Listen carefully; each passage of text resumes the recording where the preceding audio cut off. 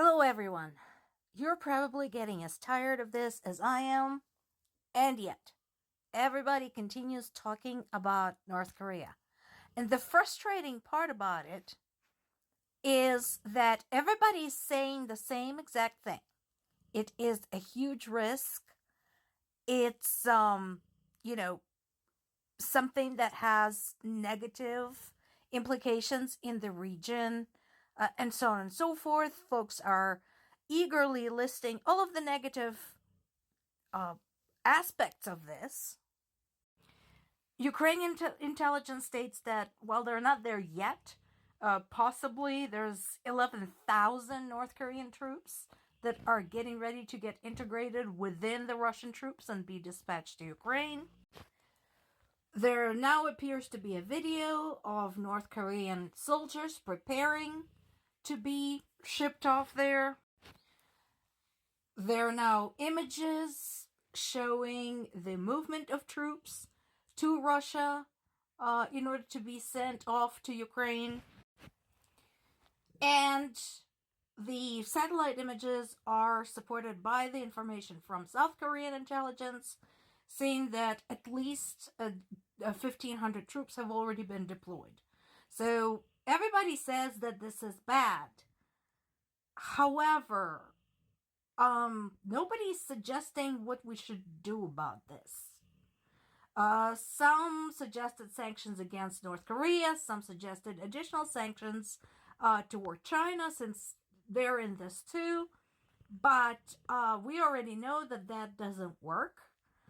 And I have yet to hear anything specific and practical to deal with this problem. Meanwhile, there is understandably anxiety in Europe because Joe Biden is headed toward the end of his presidency, and I can kind of understand that. Between his time as Barack Obama's vice president and his time as president, he is a known quantity. He is an experienced statesman. He has tremendous amount of knowledge, half a century's worth of knowledge of domestic and international politics. So understandably, our European allies are concerned.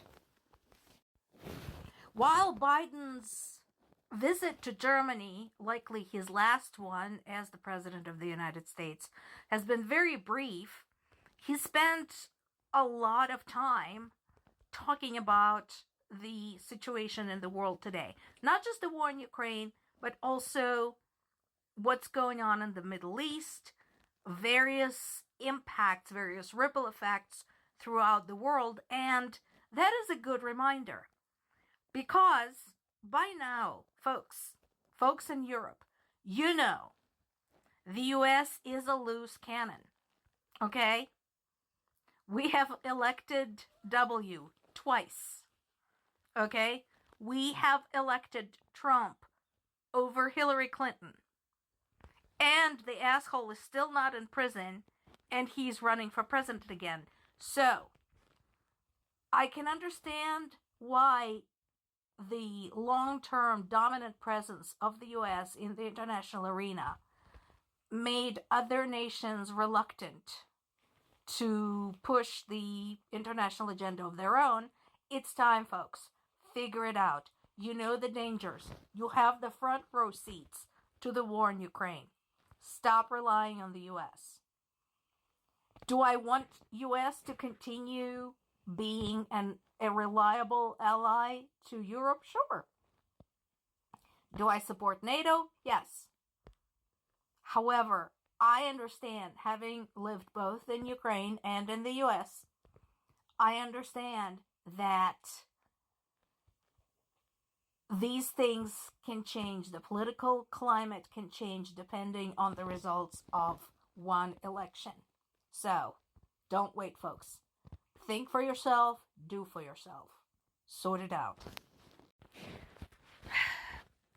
Speaking of bad decisions, Yeah, this continues.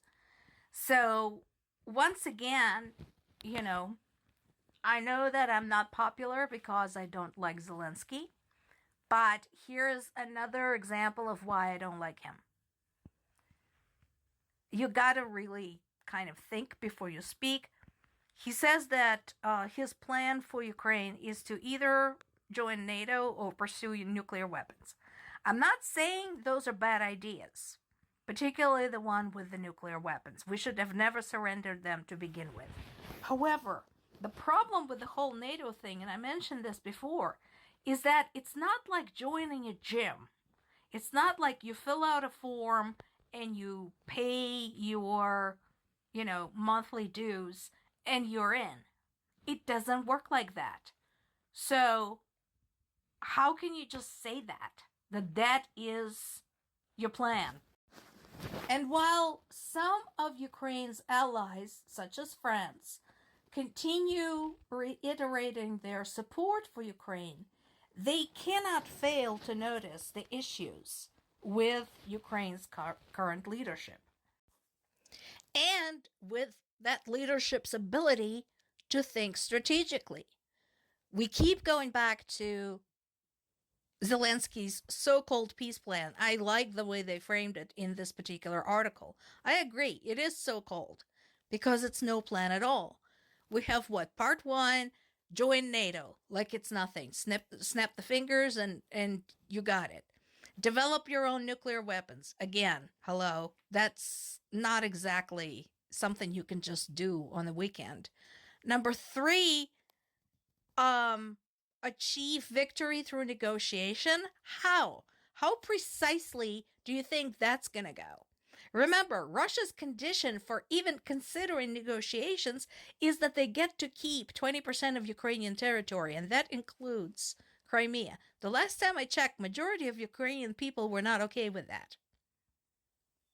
Also, there have been talks among the EU allies for a ceasefire. Question again, how do you even arrange that?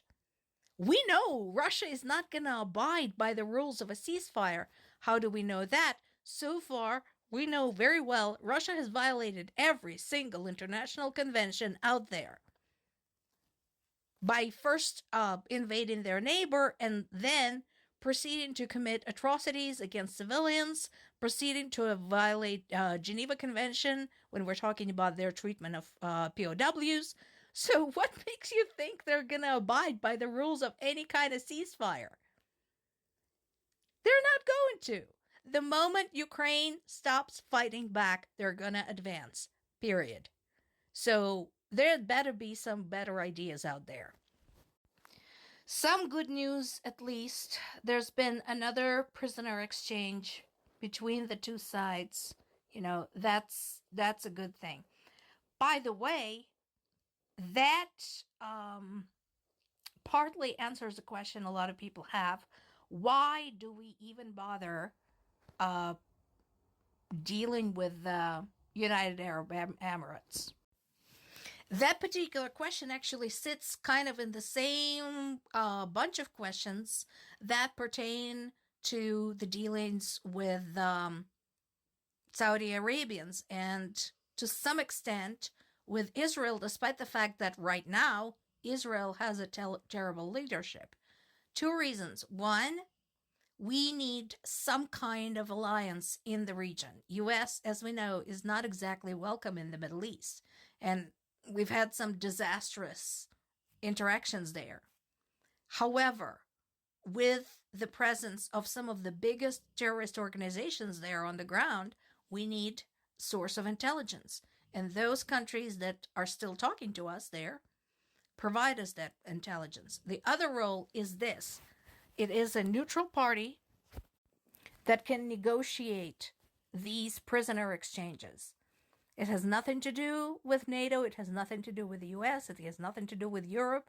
And so, as the result, they are capable of securing trust of both sides and arrange these things.